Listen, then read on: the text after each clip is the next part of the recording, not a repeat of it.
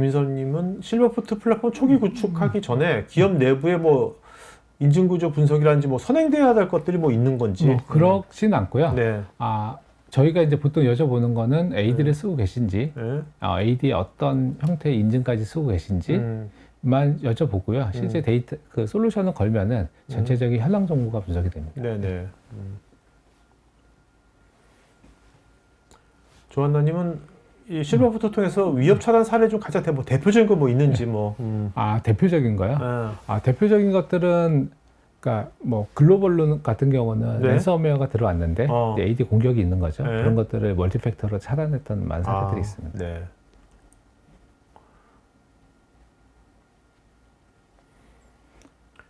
이영규님은 네. 패스더 해시나 커버로스팅 등 고급 공격 탐지에 있어서 네. 실버포트의 머신러닝 분석은 네.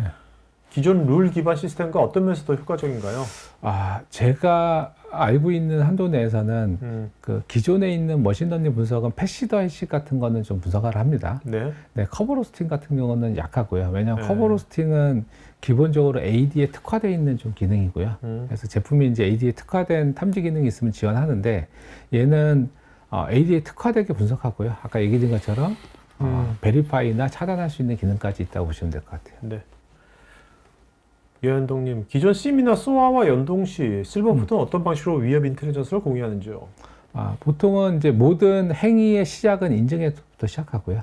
그러면 보통 이제 심이나 소아에서 뭔가를 분석할 때 어떤 인증이 일어났는지, 어디를 통해서 일어났는지를 이제 연동하는 형태로 다 보통 분석을 하고, 네. 그 다음에 뭐 요즘에는 뭐 코릴레이션 분석이라 해서 여러 가지 이제 데이터를 분석하지 않습니까? 거기에 인증에 대한 메인 소스로 다 쓸 수 있다라고 보시면 됩니다.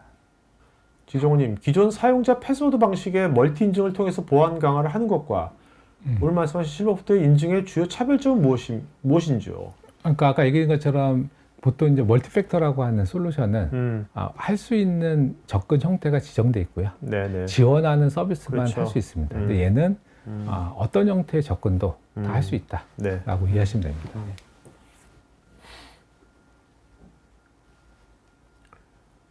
신홍동님, 비인가 접근 차단 시 해당 세션을 종료하거나 격리하는 기능도 포함되어 있는지요? 예, 그렇죠. 종료와 격리는 사실 좀 뭐 애매하긴 한데 네. 얘는 네. 차단이 종료가 될 거고요.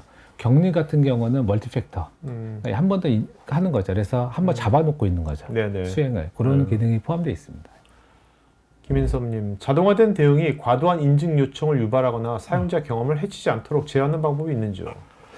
이거는 뭐 솔루션이라기보다는 다른 영역인 것 같아요. 네네. 소아나 이쪽 네. 영역인 것 같습니다. 임종택님, 기업이 인터넷상에서 랜섬웨어 대응을 위해서 사용자 이름이나 비밀번호 같은 자격증명이 올바른지 여부를 판독해서 이에 대한 내부 통제를 효과적으로 하기 위해 실버포트에 보안 솔루션을 어떤 방식으로 적용하면 좋을까요?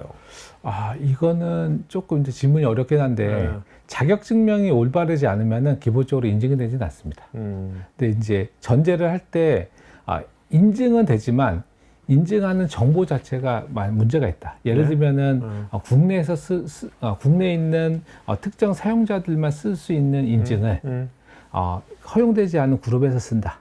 이런 것들은 다 실버포트를 통해서 정책 기반으로 할 수 있습니다. 왜냐하면 이거는 사실은 딱 공용화된 룰이 있는 건 아니지 않습니까? 그거는 그 회사만에 갖고 있는 룰이고요. 그런 것들을 활용해서 정책 기반으로 할 수 있습니다. 김정주님, 탈취한 계정 사용자가 정상 사용자인 것처럼 시스템에 접근 시에는 인텔리전스를 통해서 바로 위험을 탐지할 수 있는지요? 이상행위와 정상행위에 대한 위험 분류와 이에 대한 로그 분석과 탈취된 사용자 계정에 대한 경고 등을 보안 관리자가 인식하는 데 소요하는 시간이 거의 실시간이어야 할 텐데 얼마나 빨리 대처할 수 있는지요? 이거는 이제 좀 어려운 질문인데 그러니까 누군가가 계정을 탈취했습니다. 네. 근데 탈취한 계정은 사용하는 순간 사실 정상입니다.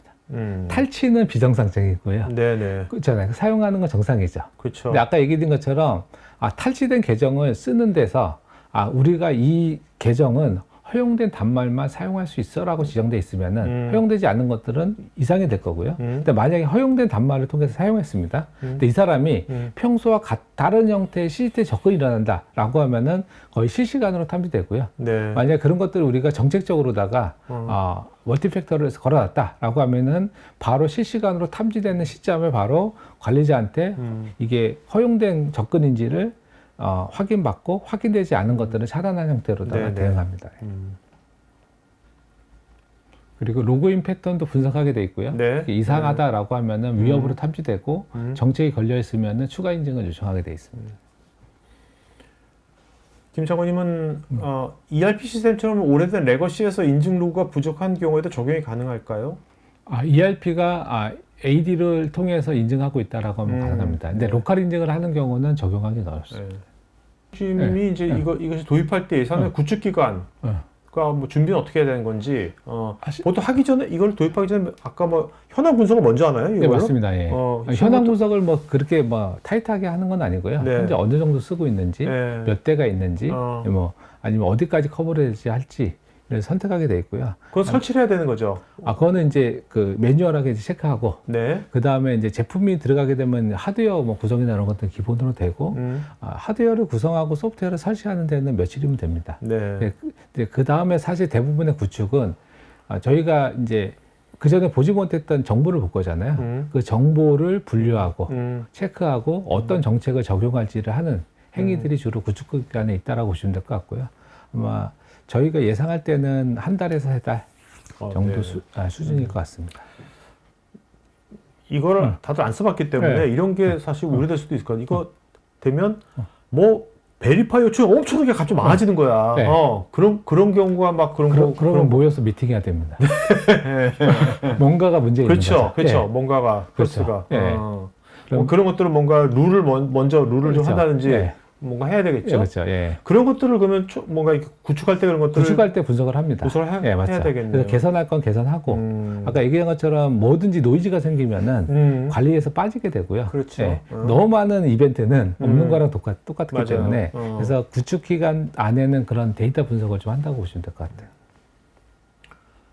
최 성태님, 의심스러운 인증 요청 시 MFA를 강제할 수 있다고 보시면 이 정책은 어떤 조건에 작동하며 사용자 경험에 어떤 영향을 미치나요? 인증 실패한 응답 지연 시 시스템이 취하는 조치도 궁금합니다. 일단은 첫 번째는 뭐 인증 실패나 응답 지연에 대해서는 저희가 별도로 처리하지는 않고요. 근데 의심스러운 인증, 만약에 누군가가 자기의 계정으로다가 굉장히 많은 단말에서 하나의 계정을 막 쓰고 있습니다. 의심스럽잖아요. 그럼 이거를 MFA를 강제 딱 하는 순간 인증이 다 일단은 포징이 됩니다. 포즈가 딱 되죠. 왜냐면 인증이 안 되겠죠. 잡고 있습니다. 그다음에 이거를 특정 그 관리자한테 물어봅니다. 그래서 이게 허용된 건지 그리고 관리자가 확인하겠죠. 이거는 이상한 거야. 허용되지 않아. 디나이를 누르는 순간 여기에 인증은 다 킬 되고요. 그다음에 거기서 이거는 문제 없어라고 하면은 다시 인증이 수행되는 형태로 처리됩니다. 김정숙님, 패스트 해시나 커버로스팅 같은 공격을 탐지한다고 했는데 이 탐지는 서명 기반인지 행동 기반인지 혹은 상관 분석을 활용하는지 기술적 배경이 궁금합니다. 이거는 패시드 해시랑 그 커버로스팅은 패시드 해시는 기본 데이터 기반으로 하게 돼 있고요. 스레드 숄더 기반으로 돼 있고 커버로스팅은 머신러닝으로 하게 돼 있습니다. 최영은님, 기존의 보안 조직은 이미 MFA나 SSO나 AD 정책 기반 접근 제어 등을 사용 중인데 이런 환경에서 실버포트는 어떤 보이지 않는 보안 사각지대를 메워주는지 구체적으로 알고 싶습니다. 예를 들어 MFA가 적용되지 않는 시스템이나 비정형 접근 경로 등에서 어떤 차별성이 있는 건지요? 뭐 쉽게 보시면은 가장 심플한 거는 저희가 AD를 공격하게 되면은 첫 번째 하는 게 LDAP이나 파워쉘, 아니 커맨드를 통해서 AD에 있는 정보를 수집합니다.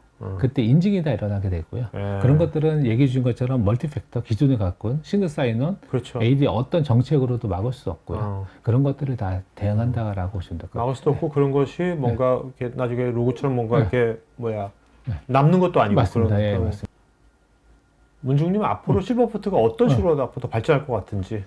지금은 이제 실버포트는 기존에는 주로 휴먼 데이터 인증에 많이 하고 있고요. 네. 일부 서비스.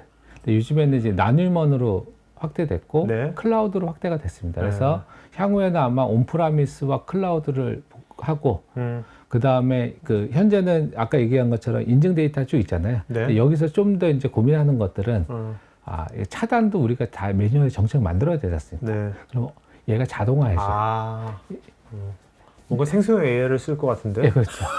또 환각이라 하면 안 되는데. 요즘에 뭐 그런 것들로 지금 확대되는 거로 보입니다. 예. 박기찬님, 정상 사용자 활동과 공격자의 활동을 구분할 때 일시적인 출장이나 리소스 이동 등 비정형적이지만 합법적인 사용자 행동은 어떻게 처리하는지요? 예외 처리를 수동으로 하는지 자동학습 기반으로 유연하게 대응하는지. 이거는 자동학습 기반이고요. 네. 근데 일시적인 출장은 이 사람이 국내에서 쓰고 해외로 가면은 텀이 있지 않습니까? 네. 보통 이거 우리가 근데 봤더니 뭐 지역이 미국인데 10분 만에 갑자기 로그인했다. 이상한 거잖아요. 네네. 그렇게 탐지하기 때문에 정상적인 리소스 이동에 대해서는 다 정상으로 판단합니다. 네. 정하나님, 레터럴 무브먼트 탐지 시 단순 네트워크 로그 외에 어떤 인증 메커니즘 트래픽을 분석대상으로 삼는지요? 그러니까 다시 얘기 드리면은 요 실버포트는 AD나 ADFS 같은 인증에서 발생하는 인증을 기반으로 하는 거고요. 네. 그렇기 때문에 기존에 있는 어떤 데이터를 사용하지 않습니다. 이 인증을 기반으로만 분석합니다. 오케이. 최영빈님, 멀티 도메인 AD 환경이나 M&A 등으로 통합되지 않은 인증 인프라에서도 동일한 탐지 정밀도와 정책을 유지할 수 있을까요? 특히 글로벌 조직처럼 인증 트래픽이 지역적으로 분산된 경우 레이턴시 문제 같은 것들은 없는 건지.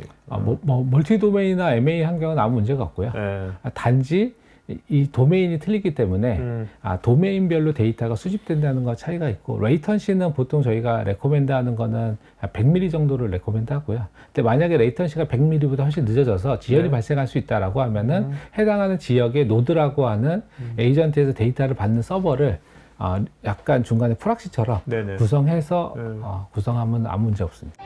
IT 관련 정보를 더 얻고 싶으시다면 굿모닝 아이텍을 검색하세요. 클라우드 앤 인프라, AI 앤 빅데이터, 매니지먼트, 그리고 정보보호 솔루션까지 최고의 품질과 서비스, 검증된 기술력을 가진 굿모닝 아이텍의 최신 IT 관련 정보를 홈페이지, 유튜브, 페이스북, 인스타그램, 링크드인에서 직접 확인하세요. 구독, 좋아요까지 눌러주는 건 센스! 고객의 신뢰를 기술력으로 보답하는 굿모닝 아이텍. 지금 바로 연락하세요.